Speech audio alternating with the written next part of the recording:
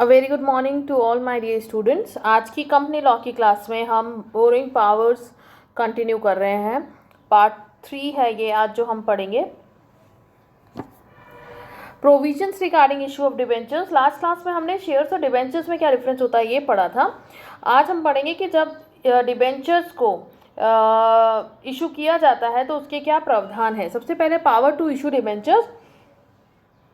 Company को ये power है कि वह अपने डिबेंचर्स इशू कर सकती है विद एन ऑप्शन के साथ to convert the debenture into shares. Future में उसको शेयर्स के साथ में कन्वर्ट करने का, आइदर या fully at the time of redemption के समय।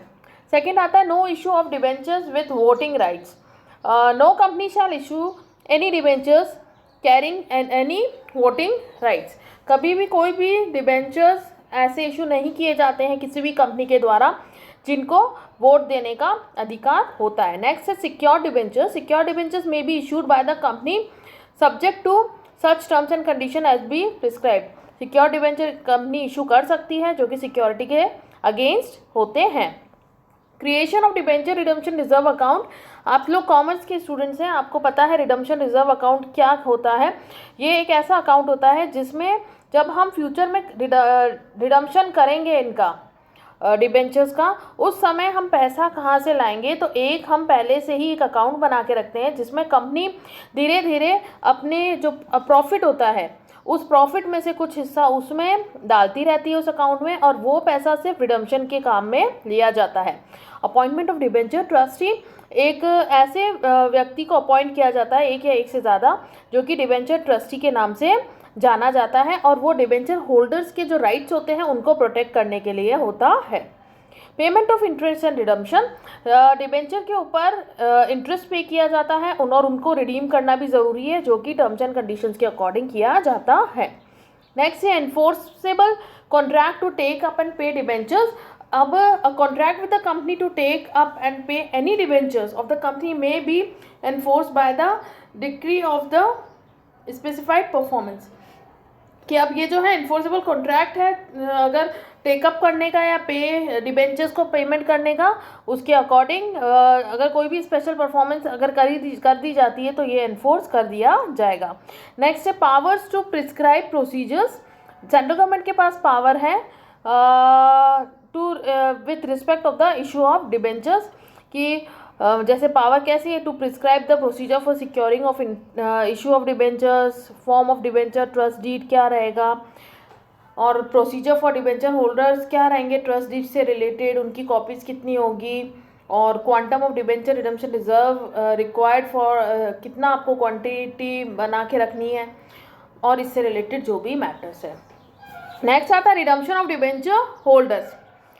अब रेमेडीज ऑफ डिबेंचर होल्डर्स। अब रेमेडीज जो हैं वो दो पार्ट में डिवाइड करते हैं, remedy of unsecured debenture holders and remedies for secured debenture holder.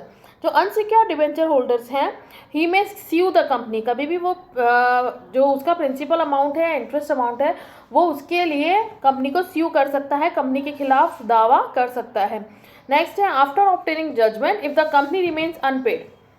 अगर इफ द डेप्ट रिमेन अनपेड, अगर जो जजमेंट होने के बाद अगर डेप्ट अनपेड रहता है तो take execution proceeding against the company property, तो वो कंपनी की प्रॉपर्टी के अंदर से भी हक मांग सकते हैं। ही में file petition of winding up. वो वाइंडिंग अप के लिए भी ट्रिब्यूनल के पास अपनी एप्लीकेशन या पिटीशन फाइल कर सकते हैं।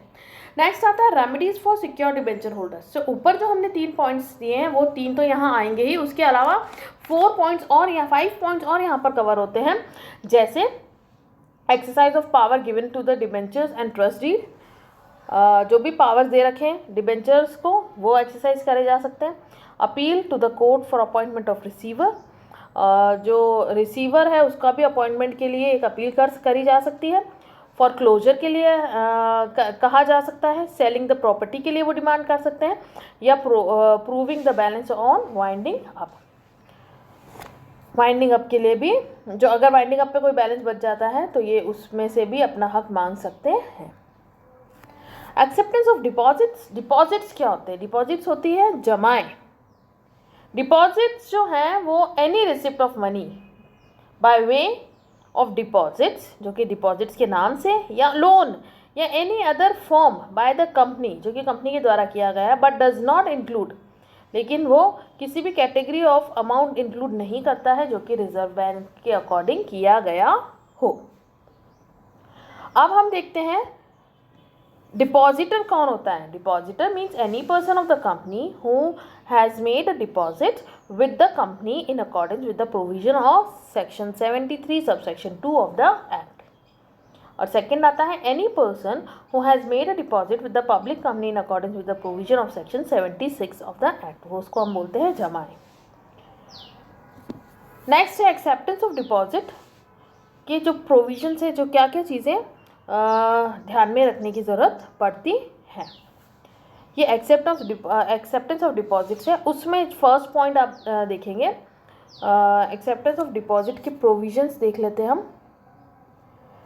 एक्सेप्टेंस ऑफ डिपॉजिट के प्रोविजंस को हम दो पार्ट में डिवाइड करते हैं, acceptance of deposit from membership only and acceptance of deposit from members other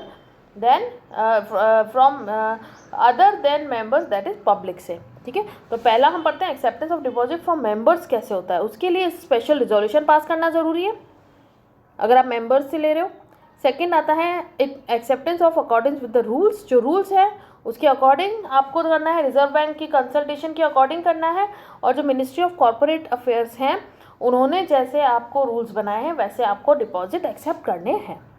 third आता है deposits on conditions agreed between the members and the company. अगर कोई भी हमने कंडीशंस रखी हैं, टर्म्स एंड कंडीशंस, उसके अकॉर्डिंग डिपॉजिट्स लिए जाते हैं। नेक्स्ट है compiling with conditions requirement.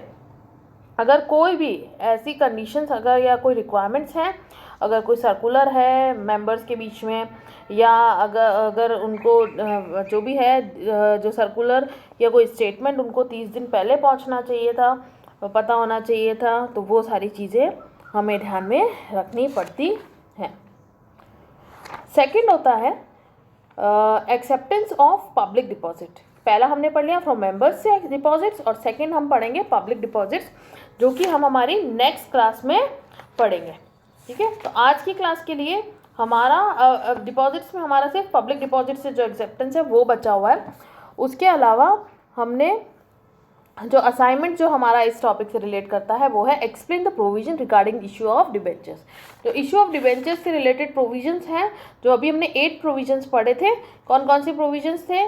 Power to issue debentures, no issue of debentures with voting right, secured debentures, creation of debenture reserve account, appointment of debentures trustee, या payment of interest and redemption, या enforceable contract to take up and pay for debentures, या power to prescribe procedures. ये हमें इसके अंदर mention करना है। फिर आता है remedies for debenture holder. Remedies के हमने 2 पॉइंट्स पढ़े हैं, remedies to unsecure debenture holders and remedies to secure debenture holder, वो एक्सप्लेन करना है। फिर है what are deposits and who is depositor.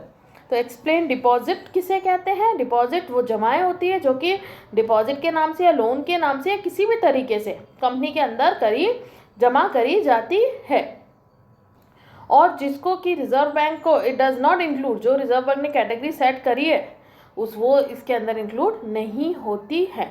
अब डिपॉजिटर कौन होता है? जो व्यक्ति अपना जो पैसा है वो डिपॉजिट्स नाम से कंपनी के कंपनी में डिपॉजिट्स नाम से जमा करवाता है। अब इसके अंदर 2 तरीके के इसके एक्सेप्टेंस ऑफ डिपॉजिट्स के प्रोविजंस हैं। एक तरीके का मैंने आपको पढ़ा दिया, एक तरीके का हम नेक्स्ट में पढ़ेंगे। ठीक है, तो आज का एक बार हम रिवाइज कर लेते हैं।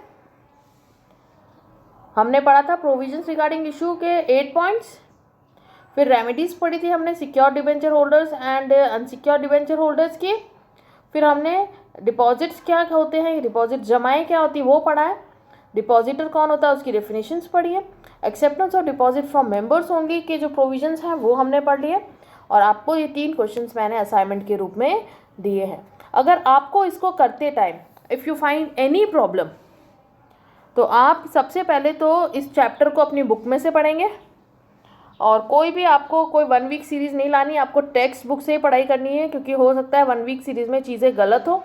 तो आप कंपनी लॉ की कोई सी भी किताब को रेफ़र कर सकते हैं, लेकिन वो किताब 2014 के बाद की होनी चाहिए, उससे पहले जो 1956 कंपनीज एक्ट हम पढ़ते थे वो था, तो वो पुरानी बुक आपको नहीं पढ़नी है। आपको 2014 के बाद कंपनी लॉ की कोई भी बुक जो मार्केट में अवेलेबल है आप वो ले सकते हैं और उसको पढ़ेंगे। तो अगर आपको इस टॉपिक से रिलेटेड अभी तक कोई भी प्रॉब्लम है तो आप मुझसे व्हाट्सएप ग्रुप पे